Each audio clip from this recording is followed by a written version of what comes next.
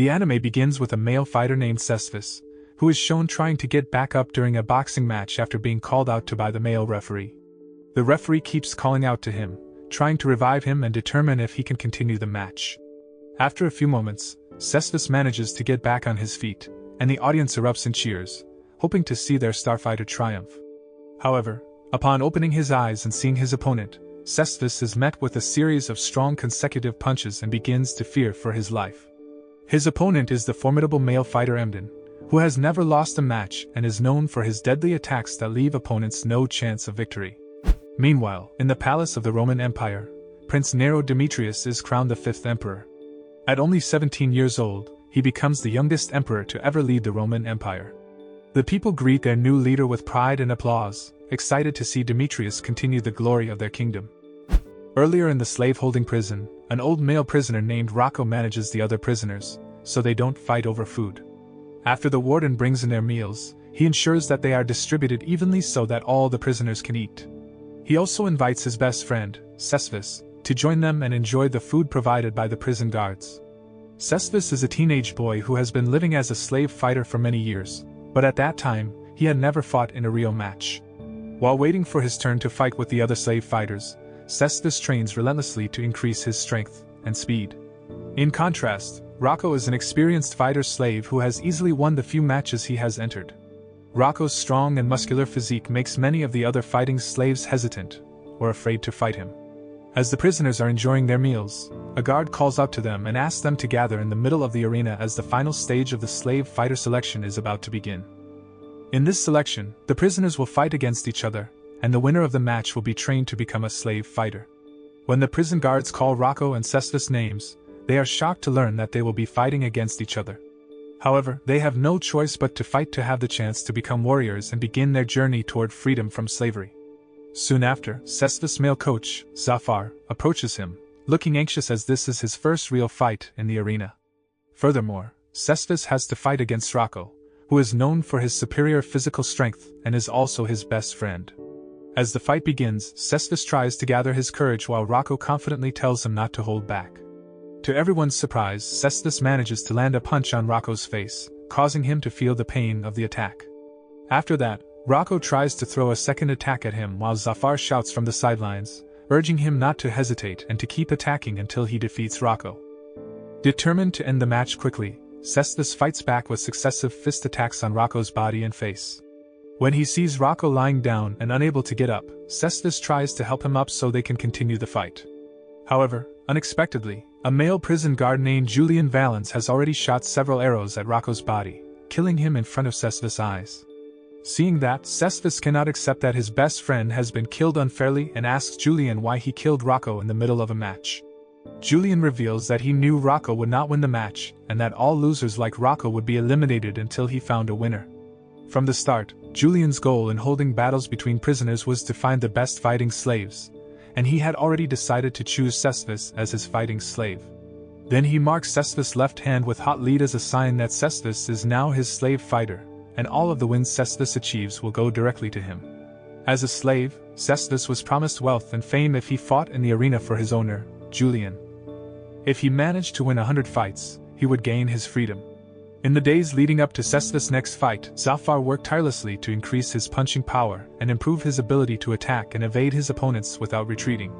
Despite the size difference between Cestvs and his next opponent, Rocco, Zafar believed that Cestvs had the talent and potential to revolutionize the sport of boxing fighting. At that time, he focused on finding a way for Cestvs to knock out the formidable Rocco with a single blow. Zafar was determined to turn Cestvs into a champion boxer. As he trained Cestvs, he couldn't help but wonder how Cestvs could possibly knock out Rocco, a formidable opponent who was much larger in size. But after closely studying his moves, Zafar became convinced that Cestvs had the talent and potential to revolutionize the sport of boxing. He was convinced that with the right training, Cestvs could land a knockout punch on Rocco with just a few well-placed hits. The next morning, Zafar broke the news to Cestvs that he would no longer be fighting in school matches but would be transferred to Rome to fight against adult slave fighters. As they journeyed to Rome, Zafar explained to Cestvs that he would be fighting in a real battle arena in front of a large audience. This would be Cestvs' chance to start his journey toward becoming a legendary boxer. When they arrived in Rome, Cestvs met Ruska Atticus, a young man around his own age. Ruska asked if this was his first time in the city, and upon confirming that it was, Cestvs explained that he had come to Rome to fight but had gotten separated from his group and was now looking for the match location. Then Ruska kindly gave Cestvs directions to the arena, and although he was surprised to see such a small-bodied fighter, he still hoped that Cestvs would be victorious in the match. As Cestvs stepped into the arena, he faced off against Gidon, a much larger and more muscular opponent. The fight commentator introduced Cestvs as a young fighter from the Valence fighting school, and the match began. Cestvs threw powerful punches at Gidon, targeting his body and head. Despite Gidon's best efforts, Cestvs managed to avoid his attacks and control the fight, eventually knocking him to the ground. Then the referee declared Cestvs the winner when it was clear that Gidon was unable to get back up. However, Cestvs' victory was met with a disturbing demand from the audience. They shouted for the emperor to kill Gidon, who lay defeated on the ground. At that moment, Gidon tried to plead for mercy, giving the emperor a thumbs up. Knowing that, Cestvs was horrified to realize that the loser of the match was expected to be killed, and quickly raised his thumb in a plea for Gidon to be spared. Initially, the emperor had planned to kill both fighters in the arena, but in the end, he decided to spare Cestvs and only kill Gidon. There, Zafar scolded Cestvs for showing mercy to his defeated opponent, but he explained that he couldn't bear the thought of killing someone he had just defeated. He believed that if every opponent he beat had to die, it would mean that he was a killer. As they debated the matter, one of the royal bodyguards approached them and informed them that the young emperor wanted to meet Cestvs in person. When Cestvs arrived at the palace, he was shocked to see that the teenager praising his skills in the arena was actually Emperor Nero, who was only 17 years old. Meanwhile, Ruska had also achieved victory in the arena, defeating an opponent who was stronger than him. When Ruska's victory was announced, Cestvs was surprised to learn that the man who had given him directions earlier was such a skilled fighter. Knowing that, Zafar and Cestvs were impressed by Ruska's ability to break his opponent's hand and control the fight. After Ruska's match ended, Emperor Nero invited Ruska and Cestvs to come to the palace and meet him in the palace garden. As they walked through the garden, Cestvs was moved by the beautiful music being played by Nero on his lyre. He was pleased by Cestvs' sincere praise and greeted them. However, Nero's maid, Roxanne, soon interrupted their meeting, telling Nero that he had to prepare for an important meeting. However, he asked her to cancel the meeting and clear his schedule for the day, as he didn't feel like seeing anyone. After Roxanne left, Nero turned to Ruska and asked why he had chosen to participate in the slave battles in the arena, even though he was not a slave but the son of a noble. Then Ruska said that his father had trained him since childhood to become a strong fighter to become a bodyguard who could protect the imperial family. Unlike Ruska, Cestvs never dreamed of becoming a fighter, but he had to do that and win 100 fights to gain freedom from being a slave. Hearing that statement, Nero also felt sad because he understood how it felt to be in a position we never wanted. Cestvs was surprised by Nero's attitude, and realized that he did not feel happy even though he was at the top of the Roman Empire. As the three of them were in the middle of their conversation, Nero's mother, Agrafena, suddenly appeared and, for no apparent reason, ordered Ruska to fight Cestvs. Hearing that, Nero tried to intervene and stop the fight, reminding his mother that they were not in the arena. However, her orders were absolute, and the two young warriors had no choice but to comply. Suddenly, Zafar arrived at the scene just in time to witness the fight and immediately felt regret for bringing Cestvs to the palace. He knew that something like this could happen, but he couldn't do anything to stop it. The fight between Ruska and Cestvs ensued, as the two young warriors had no choice but to follow Agrafena's orders. Soon after, the fight between Cestvs and Ruska began, with Cestvs launching the first attack. However, Ruska could easily parry his strikes and countered with a powerful slam to Cestvs' body, warning him to protect his head. Ruska then followed up with a move that cut off Cestvs' breath, causing him to lose consciousness for a few moments. Zafar, who was watching the fight, was shocked by the attack and worried about Cestvs' condition. Meanwhile, Ruska's father, Demetrius, was proud of his son's victory and asked Zafar to leave the city. Despite winning the fight, Demetrius scolded Ruska for not delivering a lethal blow to Cestvs. Hearing that, Ruska managed to hold back his anger but vowed that one day he would kill Demetrius. As they made their way back to the inn, Cestvs was shaken by his defeat and realized that his fighting skills were not strong enough to defeat Ruska. Then Zafar tried to console him, reminding him that the defeat was a valuable learning experience that would only make him stronger in the future. Several days later, Zafar and Cestvs received the devastating news that the Valence fighting school had caught fire, claiming the lives of almost everyone inside, including Julius. Despite no longer being affiliated with a fighting school, Cestvs' fate as a slave fighter remained unchanged. He had to continue fighting and winning as many matches as possible in order to gain his freedom. After the fire, Cestvs and Zafar were purchased by a nobleman named Fabries and taken to Pompey's city to participate in a fighting tournament. It turned out that Fabries owned several skilled fighter slaves, one of whom was Emden, a young man with a deadly technique that could potentially kill his opponent in the arena. As Emden prepared to fight another slave named Rudak, a male fighter named Nazca stopped them and warned them not to fight in public. He revealed that Rudak was Fabries' guest. Shortly after, Emden continued his training alone, with Cestvs and the other slave fighters paying close attention. Then Zafar explained that the exercises Emden was performing may have looked trivial, but they were actually quite difficult. However, Cestvs was more focused on the practice moves Emden was executing throughout the day. The following day, Sabina Pope, Fabries' wife, received a visit from a woman who owned a food stall in the city. The woman begged Sabina for help in driving away a group of thugs who had been causing trouble at her tavern. Sabina, disgusted by the thought of these hoodlums disrupting the peace in her city, called upon several of the fighting slaves, including Cestvs, to help her confront the perpetrators. As Cestvs and the others arrived at the tavern, he felt a twinge of nervousness upon realizing that the thugs he would be facing were all much larger men. However, with encouragement from Rudak, he summoned the courage to stand his ground and attack the thugs.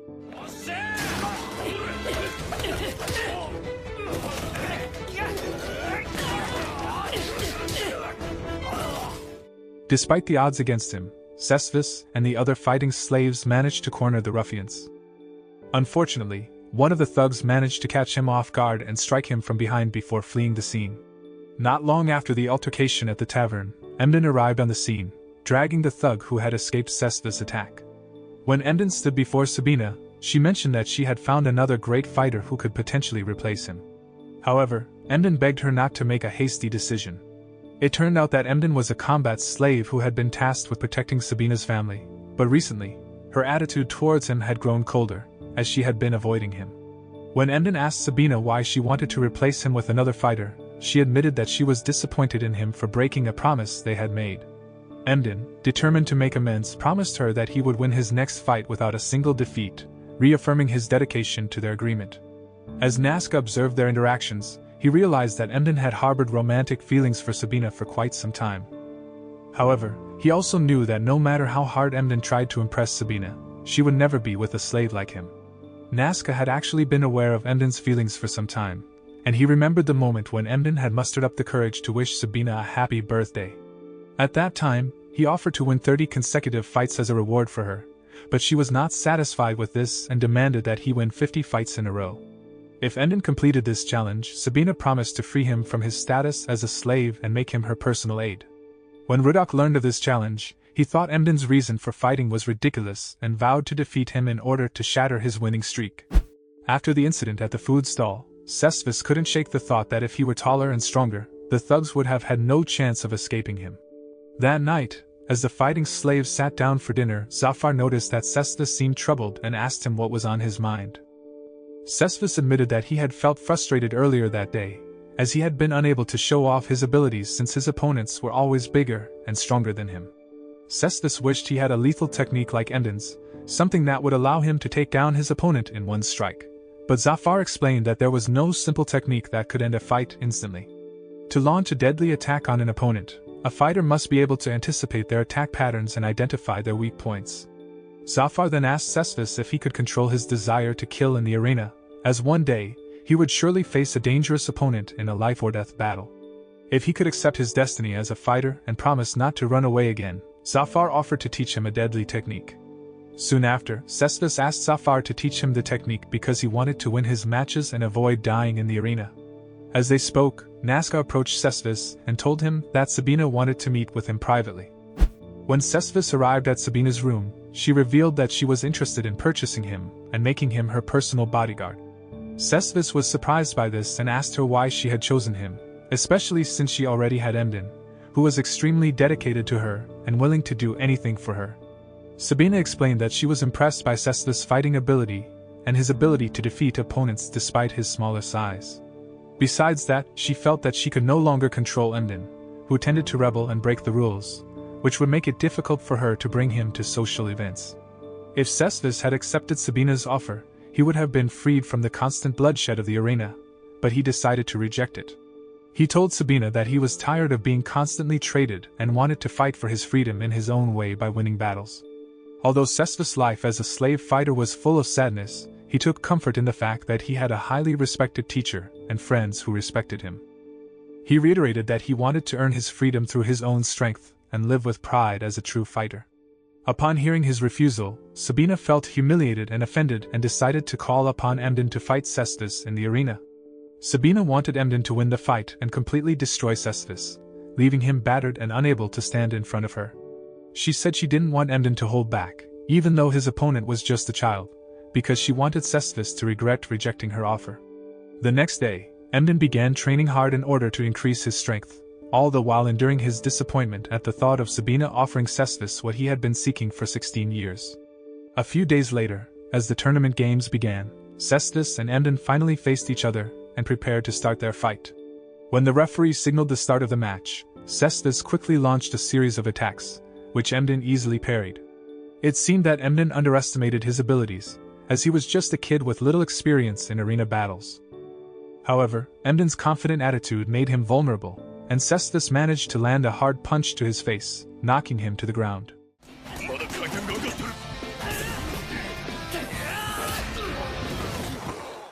Sabina, who had been watching the fight, stood up in shock, as she hadn't expected a small boy like Cestvs to be able to attack Emden so effectively. Despite being knocked down, Emden refused to give up and got back on his feet, ready to show his true abilities. Meanwhile, Cestvs' friends in the audience looked worried as they saw him struggling to catch his breath. Zafar explained that Cestvs had grown stronger thanks to the training he had undergone, but he still struggled to regulate his breathing, which left his defense looking shaky. Then Zafar urged him to regulate his breathing and strengthen his defense, as Emden had yet to launch any attacks. As Emden got back on his feet, Cestvs felt disappointed that he had been unable to seriously injure him and Emden was still in good condition. Then Emden attempted to throw a few punches at Cestvs' face, but he managed to dodge all of them, though he still didn't have a chance to counterattack.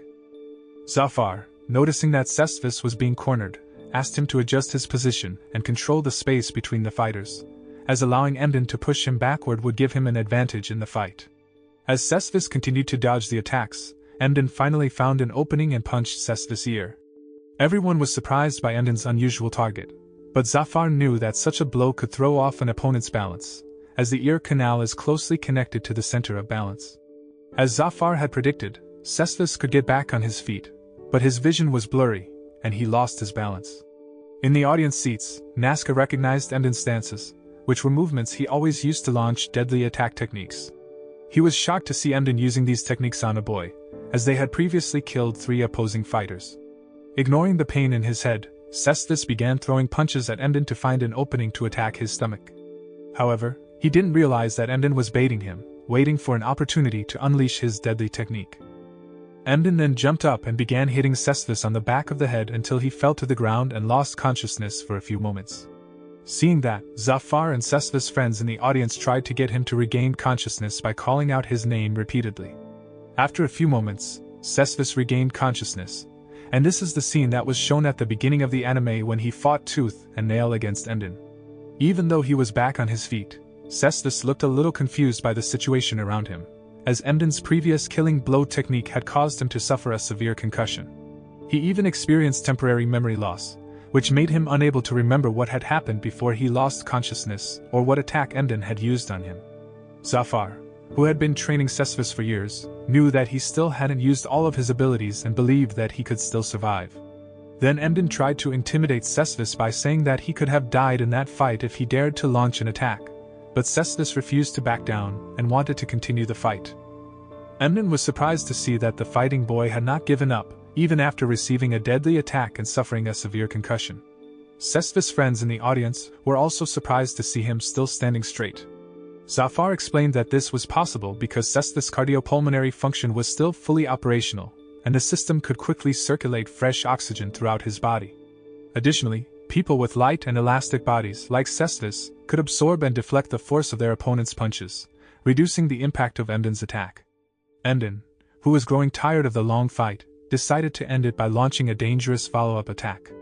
However, as he walked towards Cestvs, he dodged the attack and countered with a blow to Emden's ribs.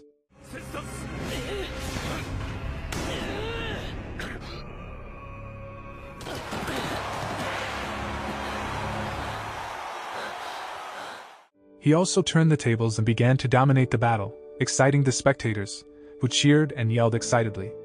Zafar realized that Cestvs' attack had successfully broken Emden's ribs, even though he tried to hide his pain from Cestvs. Despite Sabina and the other spectators urging to end the fight and eliminate Cestvs, Emden's performance was visibly weakening. Emden's attack movements were getting slower and slower as the wound on his ribs caused him excruciating pain. Both Emden and Cestvs tried to hold back their pain and launched attacks against each other.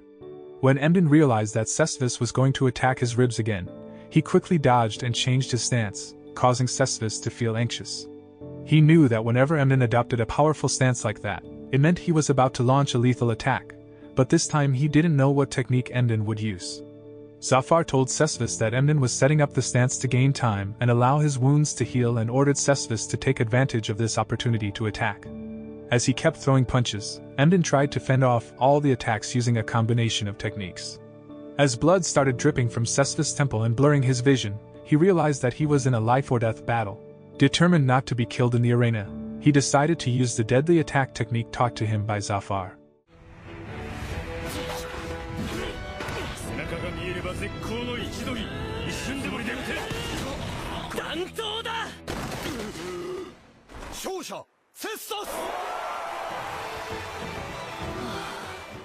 As the crowd erupted in cheers, Cestvs couldn't believe that he had actually won. He had come so far from the timid boy who had been afraid to stand up to the thugs at the food stall. Now, he had defeated one of the most formidable fighters in the arena, earning not only his freedom but also the respect of those around him. As he stood there, panting and covered in sweat, Cestvs couldn't help but feel a sense of pride and accomplishment. He had proven to himself and to everyone else that he was more than just a slave, he was a true fighter worthy of respect and admiration. Emden, on the other hand, was left to contemplate his defeat. He had let his emotions get the better of him, letting his desire to win Sabina's affection cloud his judgment. In the end, he realized that his own ego had led to his downfall. Despite his defeat, Emden couldn't help but feel a sense of admiration for Cestvs, who had fought with such determination and skill. He knew that Cestvs was destined for greatness, and he was glad to have been a part of his journey. When the referee announced Cestvs' victory, many disappointed spectators who had bet their money on Emden's win called for his death. Cestvs, tired of the tradition of demanding the death of defeated slave fighters, spoke out against it. They argued that these fighters did not deserve to be killed, despite their status as slaves. As the chaos in the stands threatened to spiral out of control, Cestvs raised their thumb as high as possible in front of Sabina, asking for Emden's life to be spared. They believed that no one had the right to decide who should live or die. Soon after, Sabina quickly took charge of the situation, announcing that the match would resume the following day. As Emden failed in their mission to defeat Cestvs, Sabina waved farewell to them, signaling the end of their time in the arena. The next day, Cestvs finally came to after being unconscious for over 24 hours. His friends were relieved to see that he was still alive and didn't have any serious injuries, but Cestvs was confused, unable to remember how he had passed out. One of his friends explained that he had fainted after the chaos in the stands had died down due to his worsening head injury. Then he asked about Emden's condition, and Nazca told him that Emden would be okay, despite his own injuries being more severe. Then Rudok informed them that Sabina had dismissed Emden from her group of slave fighters after his crushing defeat in the previous day's match. Hearing that, Nazca had expected as much, knowing that people like Sabina, from respected families, valued their honor above the lives of their fighting slaves. However, Rudok was a little disappointed, having missed his chance to fight Emden, but he vowed to vent his frustration in the upcoming tournament fights. As Cestvs' friends left the room to give him some rest, Zafar went to see Emden to check on his condition. After introducing himself as Cestvs' coach, Zafar asked him about the person who had taught him the punching technique. Zafar noticed that the technique was similar to one he had taught Cestvs, which was meant to knock an opponent down in one strike. He was sure that someone like Emden couldn't have learned the technique on their own, so he wanted to know who had taught it to him. 5 years ago, when Emden first became a slave fighter, it was difficult for him to make friends with other slave fighters. He was training hard to increase his attack power, despite having little fighting experience. During this hard training, Emden prayed to the gods to be blessed with great fighting abilities, as he had accepted his fate as a slave fighter. When he opened his eyes, he saw a bearded man standing in front of him, praising Emden's extraordinary determination, but stating that he must have a clear fighting objective. Emden, feeling goosebumps from the man's words, asked who he was. The man revealed himself to be a former Class 3 fighter. Suddenly, Emden knelt in front of the mysterious man, considering him a master, and asked to be taught the way to become an invincible fighter. Then the man offered to teach him an attack that could kill an opponent in one hit, and asked him to undergo diligent training. Although Emden never knew his master's name, he followed all of the directions and managed to win every battle. However, one day, after he killed his strongest opponent in the arena, Emden realized that his master had disappeared without a trace. Zafar explained to Emden that the man who taught him was named Democritus, from Cadiz, and was not a wise combat trainer. Zafar knew that Democritus had only wanted to train others to realize his idea of fighting, and use them as guinea pigs to satisfy his lust for battle. Democritus was not a philanthropist who taught the deadly technique for free but instead received payment in the form of the results of the experiments he conducted on each of his students. Once he was satisfied with the experiments, and had obtained enough information, Democritus would move on to conducting different experiments on other strong fighters. Zafar was aware of all of this because he had also learned deadly techniques from Democritus but refused to fight once he learned of Democritus's true intentions. The next day, Nazca accompanied Emden as they left the Pompeii camp, bringing some food supplies for him. While Nazca was worried about Emden's decision, Zafar reassured them that he would be fine and would definitely come back, as they shared the same fighting teacher. A few days later, after Rudak won the match in the fighting tournament, the group of fighting slaves left Pompeii, with the townspeople feeling proud of the prowess Emden had displayed. The next day, after the fighting slave group arrived at their destination city, Cestvs had the first turn to fight in a tournament held there.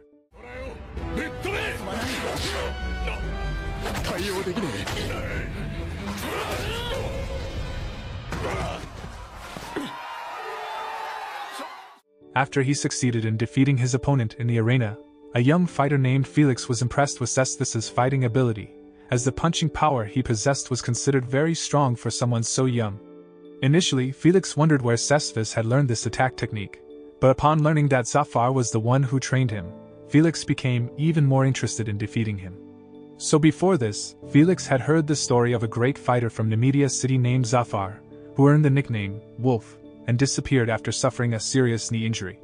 Felix thought that by defeating Cestvs, he could indirectly defeat the legendary fighter. The night before the final tournament, Cestvs couldn't sleep as he kept thinking about his final match against Felix. He needed to win that game to qualify for the Premier League and wondered if he could earn some freedom if he managed to win the main game later.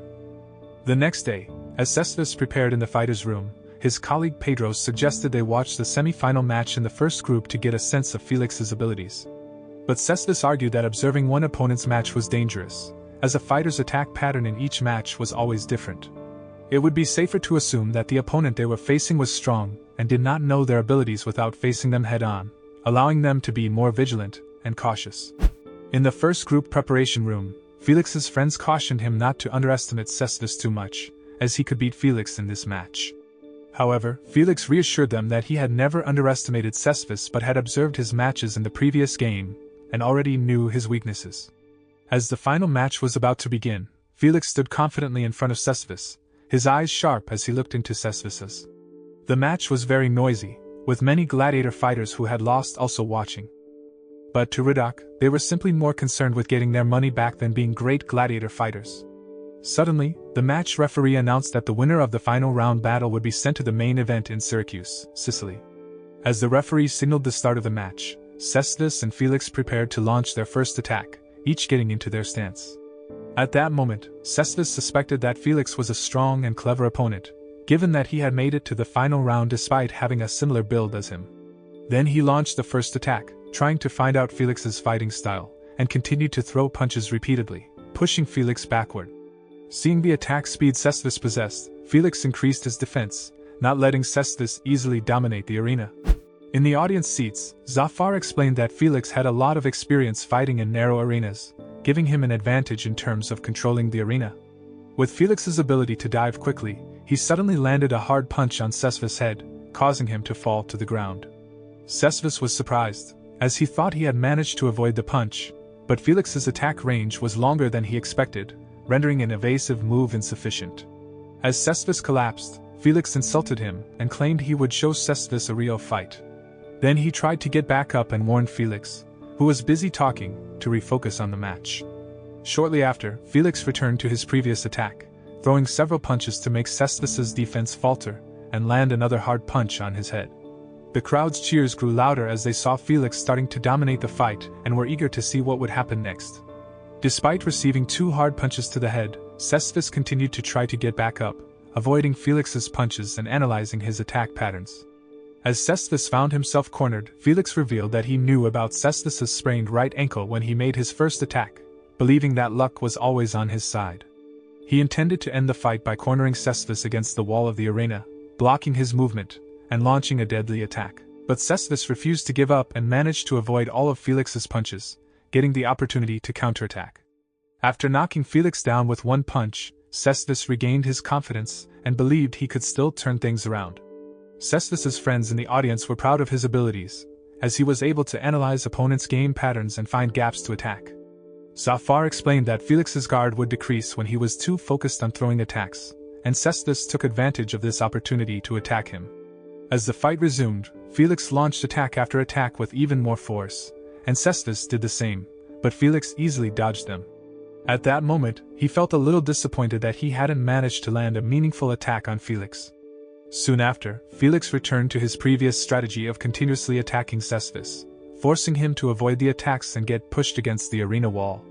As Cestvs found himself cornered, Felix intended to launch a death blow to end the match as quickly as possible, but Cestvs used the opportunity to attack his stomach several times. The battle between Felix and Cestvs was intense, with both of them launching attack after attack at each other. After Cestvs landed a hard punch on Felix's stomach for the second time, it hampered his breathing, and he started to lose his balance. Felix wondered how Cestvs was able to dodge his attacks and keep throwing his own, while Cestvs' friends in the audience seats were amazed by his strong stamina and Felix's growing fatigue. Frustrated that the fight wasn't over yet, Felix tried to counterattack Cestvs' head, but Cestvs had already attacked his stomach repeatedly. Panicking as he realized the attack was making it hard for him to breathe, Felix was vulnerable to Cestvs' deadly attack on his jaw and ribs. As a result of the deadly attack, Felix collapsed helplessly, and Cestvs was declared the winner of the final match tournament. Then the spectators cheered excitedly, celebrating Cestvs' victory and his selection to participate in the main league match. The next day, Cestvs panicked when he noticed he was urinating blood and feared he had serious internal bleeding. Zafar immediately reassured him that this was a normal occurrence after the previous match, in which Felix had repeatedly hit his stomach, causing minor injuries to his internal organs. Zafar told him that he would not be killed by the injury, but he should rest for a few days to recover before the main event. A few days later, Cestvs, bored from staying in his room, decided to go out and watch his friends exercising.